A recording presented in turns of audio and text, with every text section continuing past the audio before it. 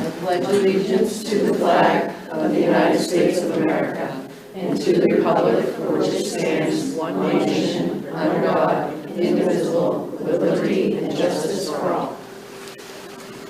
Thank you very much and welcome. Do we have any adjustments to the agenda? Yeah, let's give it Matt a second. We do have two adjustments, staff resignations at Robert Wicks at Tech 2 Special Ed, Coast Rica Middle School, and appointments at Karen at Tech 1 Special Ed, Coast Rica Middle School. Thank you very much. At this time, I will entertain a motion to approve the minutes of the November 14th meeting. I make a motion. Second. Motion and second on the floor. Any discussion on the motion? Hearing none, all those in favor? Any opposed? Moving on to public comment. If there is anybody in the audience that would like to address the board, this is the time to do so. Okay, moving on some more. Reading of communications. There are some in our packet. Please read them. They're very interesting. Reports. Superintendent. I will, do you want to go first and get those things? Sure. From time to time in the last several years, we have had student members join our board. And tonight, I'm very happy to introduce Madeline, Maddie, Roundy, and Tristan Wing. They will be the school representatives. They are well versed on what their jobs are, and I told them that it really wasn't quite as painful as I thought it might be. So we'll try to behave ourselves and show them a good time. Thank you. Thank you. Yeah, it's been a while since we had board members, so it's really exciting. I sent them out a packet on some of the things. There was a couple guiding documents that guide what the rules of the road for them. They won't necessarily go quite a bit, but they will definitely have input as we go along. Obviously, it would be in an executive session and those types of things, but definitely I said if they have a question or they want to write something down to ask me later, by all means, because they said it's kind of a learn as you go type of thing, as some of you guys know who've been here for some time and some new people. So, welcome.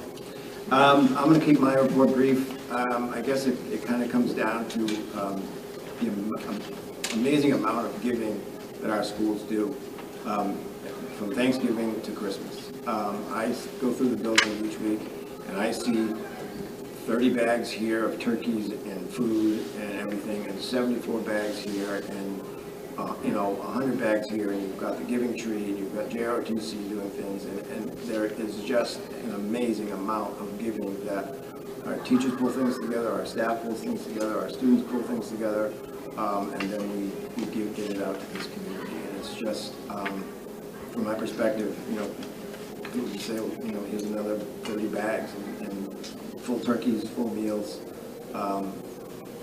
Coaches, we had a wrestling coach come in and grab some bags for one of his athletes, and it would blow you away. And I know you guys know from the parent perspective because you probably see it all in the newsletters and everything, but I just got to tell you that it's truly something when you see it from my perspective. And the other thing, kind of unfortunately goes along with that is that we're up to 84 students that are unhoused or homeless. And again, Stella's with her crew is bringing stuff on Saturdays, Sundays, underneath the overpass, whatever tent, wherever it needs to go.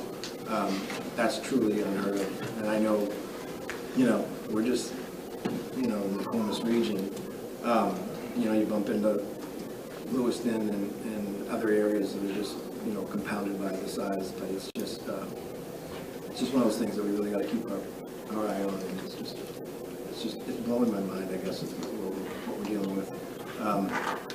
Trying to keep things positive for a lot of people, but there are a lot of people who are struggling this time of year and throughout the year. But we have good stories, because then we have a couple people who pop up and they can get their housing and they're moving to another community, and Stella again on that point finds some household items or food or cat food, dog food, whatever they need to get started. So it's, you know, we also see some success stories, so it's not all. Very good. Reports of special committees. Budget and Finance has not met. We did meet, but Joe did update us via email to the committee. Our next meeting is the 19th. Our first bus has arrived. The current spending, the monthly spending accounts seem to be right on track for this time of the year.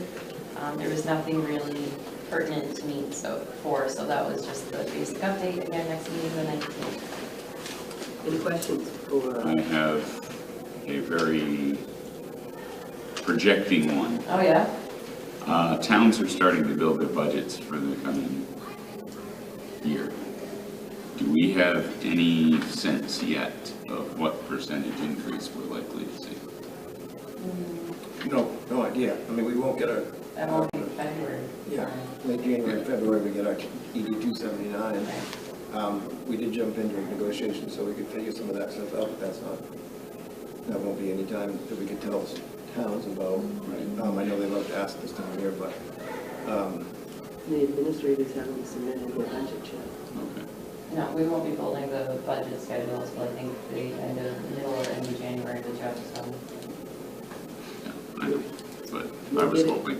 Yeah, We'll get it as soon as possible. that's all I got. Thank you. Moving on to building. No meeting. We meet tomorrow. Anything you would like to fill us in on that's occurred before? Friday? I can tell you, well, I will tell you that I sent you out that update about Sebastopol Valley Elementary School, and that was, on some level, completely lucky that the custodians are still around. Alicia came in, Laura was around. They vacuumed up as much as they could. They had Siemens on site that night, which was amazing to shut down. We kept heat. We kept heat on the floor, so nothing, if it had gotten really cold, it wouldn't have froze. And then the next morning, again, our custodians, they lifted every cubby, they lifted every bookcase that they could lift. They did everything they possibly could, and that place looked amazing Friday afternoon. Those custodians were great. Siemens was there all day to replace what it was, and basically what happened is, and I hate to throw anybody under the bus, but when they built it, they didn't put hangers in certain places, and those bolts can only last so long, so the bolt gave loose at the fitting, and water just poured out, and it was like a steam shower, Alicia said. So clearly we've got that fixed. He's going to put some more hangers in there, and what we'll have to do is we'll have to look for our buildings and say where these hangers need to be that weren't put in back in the day when they constructed this. And I would also say that Dean and his crew did a pretty good job plowing for the first storm that we had. Luckily it's gone now. And all you can see is the mistakes that he made when he plowed up. I mean, everything looks great on that front. He did a good job plowing. We had 5 or 6 people who are willing to come in and plow. Again, to Chris's point, and I should talk this much, but we have some of our people in our communities that are going out and now plowing for our communities because they can't find people. We have one bus driver who goes in the middle of his day and goes back out and plows back for one of the communities. We have some retirees and other bus drivers that are not on the crew to do that. They're going out and going back and plowing either voluntarily or for very little bit of money to plow their roads. And it's coming to this like crescendo, if you will. If we're not going to have people in the communities that will plow the roads, we're not going to be able to put our buses on the roads, and then we're not going to be able to have school. And that's not the way we want to go, but that's just the natural reality because if people aren't going to plow the roads if they want $40, they're not going to get $40, they're going to get $17.95, right? So it's kind of bizarre right now. Did we lose any floors or anything? We did file a complaint. We filed a claim, so we're holding off for a month or so to see if the floor buckles or anything else gets worse, because that would be under that initial claim. So we think we got the water quick enough, but we may have to replace some of those rugs where the kids sit in the reading rugs, but we'll have to wait and see. Chris, I didn't see it on the building committee's agenda tomorrow. Could you refresh my memory? Is the field lighting still an ongoing issue? Yes. Any other questions for? And just so you know, do have a committee with the football booster type thing that's up and running now, and they've had 2 or 3 different meetings, and there's going to be a large majority of those people attending tomorrow. Very good. Anything else for education? Moving on. I said education, I apologize. Moving on to education. No meeting. Anything you want to make us aware of? We didn't have a meeting because we only had one thing on the agenda and it wasn't ready to meet about. So if you have anything to add to the agenda for next month, we certainly will take it. Good. Moving on to policy. Policy committee met and reviewed a number of policies. Listed first on the agenda would be to accept first reading of changes to the administration of medications.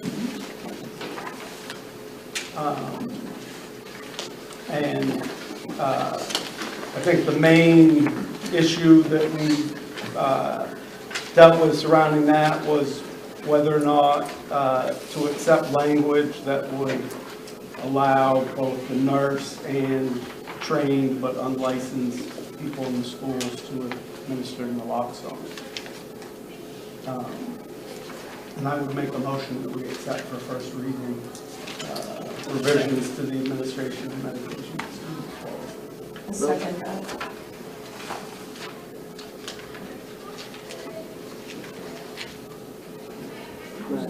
Right.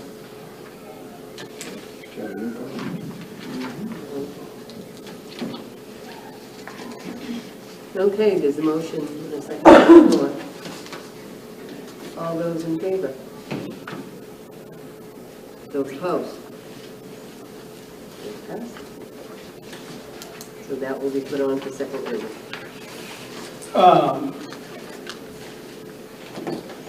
We discussed quite a bit some of the concerns that were raised surrounding the revisions to the vaping policy. And after that discussion, I think the committee, which we had 7 out of 8 members, unanimously decided to recommend that we accept for second reading and adoption the revisions as written. And we tried to, in the minutes, sort of summarize the discussion that we had. And I took some notes, but I think that, you know, in the discussion with Mary and Mr. Hammer, they sort of stressed the need for having some flexibility in the way that students were dealt with. And you know, the take-home message was that suspensions just aren't as effective as they used to be, and not a very effective tool for dealing with vaping, and that we needed to shift to more of an emphasis on intervention and helping kids to quit with other more positive type programs. And anyways, I would make a motion that we accept for second reading and adoption the revisions to the vaping policy. There's a motion and a second on the floor. Any discussion on the motion? Hearing none. All those in favor? Those opposed? You want to do a roll call? Yep. Stella has it. You ready, Stella? All right. Just to be clear. Angie? Yes. Susie? Yes. Dave? Yes. Karina? Yes. Maureen? Yes. Chris? Yes.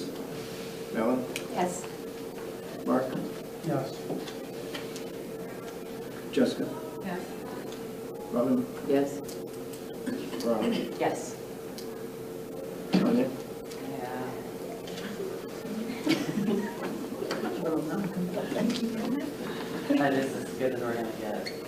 Yeah, I got it. So was that a yes or no? I said yes. Oh, I'm sorry. As good as we're going to get. Yeah, Yes. Jenny, Yes. Melissa. Yes. Okay, I would say Tanya's kind of right on, it's the best we have right now, but this isn't like one that can go away and not come back, okay? Because this was, and again, I think Jess, you brought it up last time, it was, where did this come from? I think we got kind of lost on that. It came from Ryan and Scott, to be honest with you, and they were like, this just isn't quite working for us, because we would have kids in front of you for as it was written, for expulsion quite frequent. And they wanted a little more flexibility, some in school, some out of school. The first time some kids stand in the wrong place at the wrong time, does he really get 5 bingo out? But I don't think, and again, you got Winslow who's voting, or Winthrop or Winslow just voted on getting rid of flavored tobacco because they're not numb, they're selling the stuff to our kids because it tastes good and it's a fun thing to do. So I would say that this is definitely one that we can come back to. We can go back in 6 months. I think we talked to this at the end of the comments with Mark too. It's like, let's go back to Scott and Mary, and even if it happens with Laura or Ellen or Jane, but by accident, some little kid does it. Let's see how it's working, and not say that it's put to bed, because maybe we need to go back to be more strict. Maybe, and we've talked about the quit link and the Penobscot group that is going to hopefully support us in terms of some more education pieces. What's one of the best things that we can do to have a kid go to a cessation program, or 2 or 3 weeks, or some sessions, so that they really stop this? Because the kids we're going to get 2 or 3 different times are probably addicted, and it's somewhat out of their control. So I just want to put that back out there for the committee. It's the best we have right now, and we've tried to put some thought around it multiple times. But I don't want it to be dead, and I will definitely get some input from Ryan and Scott, because they deal with it primarily, and then see if we've had some situations where we put kids in some cessation, and see what we have for data. Okay, so it doesn't have to be dead, but for right now, I think we're just they need something better that they can move with day in and day out. And that definitely was conversation that we wanted to have some kind of reporting back in 3 to 6 months so that we can keep track of what was going on. Transportation, no meeting. Negotiations. We've started our negotiations with the support staff. We actually had 3 meetings so far. We've been able to TA a few pieces of language. We've presented financial proposals that been received from both sides, and our next meeting is January 17th with support staff, and we'll be starting our budget negotiations a little prior to that. So, Any questions for negotiations? Moving on. Tri-County. We have a meeting this week. I will say, it kind of crosses over to the building committee. We're going to share tomorrow night a video from Tri-County that is a promotional video for what the booths look like in the welding program. It shows what Madison looks like now, and it looks like what we have over at Nokomis, the old Nokomis, before they got started. So we do want to get that welding program up and running. Brian Levitt, who's the director at the Tri-County, brought 2 people from Chimbro in today. They are willing to actually build the booths for us, which, depending on what we have to do for materials, which is a huge deal. Like I said, I'm going to show this video to the building committee tomorrow. It is a kind of a promotional video, and I want to reach out to some community members in this community and in the whole surrounding Tri-County area to try to get some things built, because there is going to be some construction that needs to be done.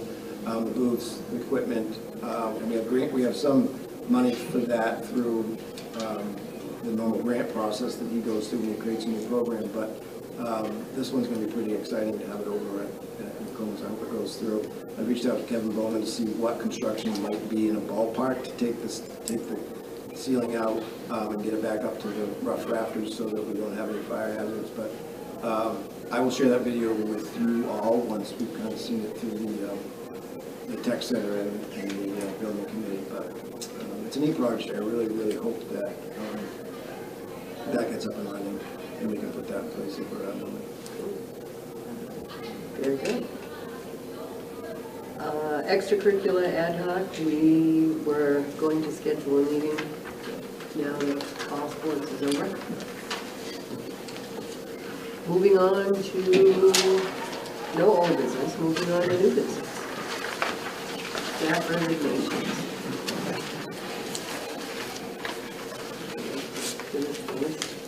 Yes, Terry McEwen, bus driver, Marissa Murray, Ed Tech 3 interventionist at Homeless Regional Middle School. Susan Bowden, this is at the end of the year, she's retiring, Ed Tech 3 interventionist. Emily Billmare, Ed Tech 3 interventionist, Sebastian Valley Elementary School. April Susan,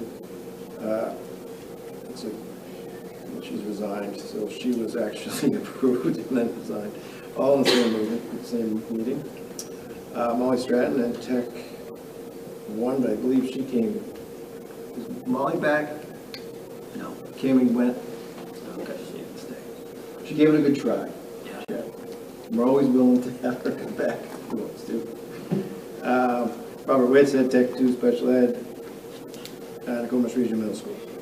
And for appointments, you have no nominations, and for appointments, you have Ian Larson, Ed Tech 3 Special Ed at Homeless Regional Middle School, Carol McCarron, Ed Tech 1 Special Ed at Homeless Regional Middle School. None of those require action, so No. we will move along. I can tell you that, just again, as an update, we're down a couple of techs at the middle school. I'm not sure, Mary might be down 1 or 2, Ellen's down 2.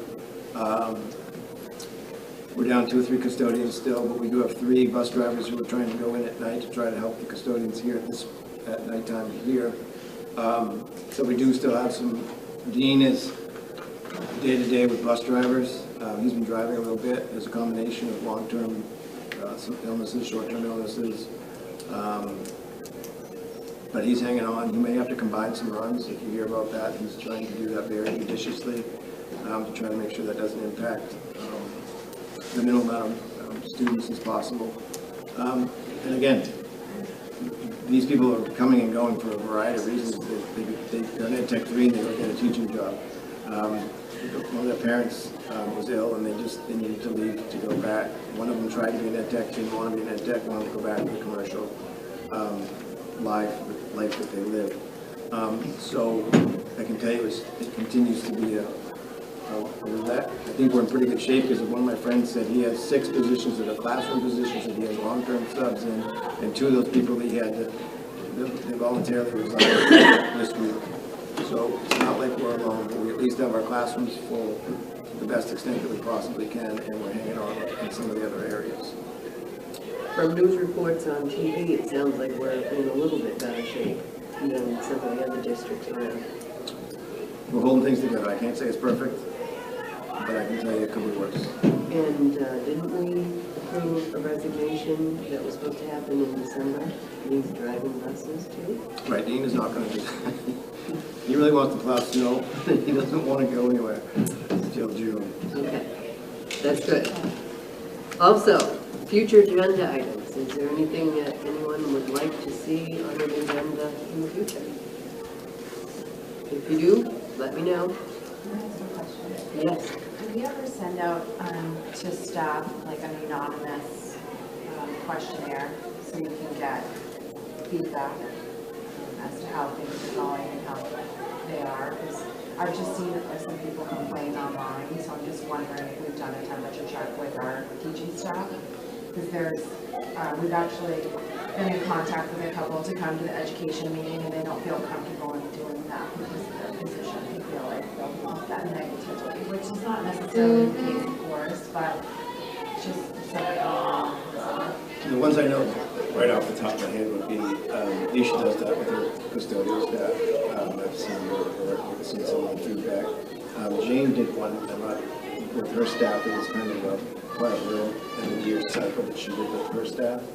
I'm going to do one separate of my evaluation, but I will do one with some of the staff. And these are all anonymous, no names are attached to all of them. I can't, Alicia's is anonymous. She would not know who we were. Jane, yours was, I hate to put you on the spot, yours was kind of through a Google. Yeah, thing that you couldn't attach specific comments to specific. No, it was anonymous. Yeah. Yeah. The superintendent's is anonymous. And those responses for our evaluation comes to me. Nobody else sees them but me. And so with the superintendents, every few years, he sends them out to everybody in the district. Not every year, but every few years. And so I don't know whether you've decided that that's going to be. I think it is.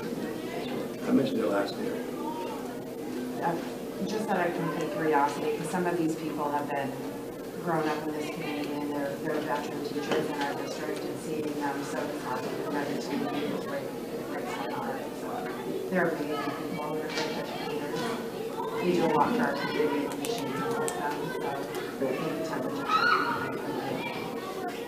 Anytime anybody would like to reach out to me by email, I do not share. So, by all means, feel free to tell them that if they'd like to communicate with me, that would be perfect. And reminder, for those who have not done the superintendent's evaluation, Got an email I did, there was an email that went out. I will make sure that it From comes out Josh. again. check your junk. Only half of us got it? We didn't get that. So some did, I'll have it. We'll have it sent out again. Read up. So please, when you get it this time, make it out, send So it you can back. tell who's done it and who hasn't. Right. So is it anonymous or is it not anonymous? It's anonymous to isn't. him, not to her. Not to you. No, I'm the only one that's seen it. But wasn't it discussed last year that you shared that information with Mr. Moore? Not that I care, I don't know, but he knows how I feel about everything. but- I shared comments with him, but I didn't say Jessica said da-da-da-da. What I did was I broke it down and I looked at every question and I gave him some of the not so great ones, some middle of the road and some of the highest ones so he could see, Right. what everybody felt. But he did not see who did what or who. Well, I think if we're going to do something anonymous for the teachers, there should be names attached to who's responding. Because that's our biggest concern, is this guy come back on that. We can only assure her that that wouldn't happen. Yeah, it's in your spam. It's in your spam. Check your spam. We'll send it out again. December 1st. I love how everything comes from Josh in spam. All right, anything else? If not, we are adjourned. Glad you're here.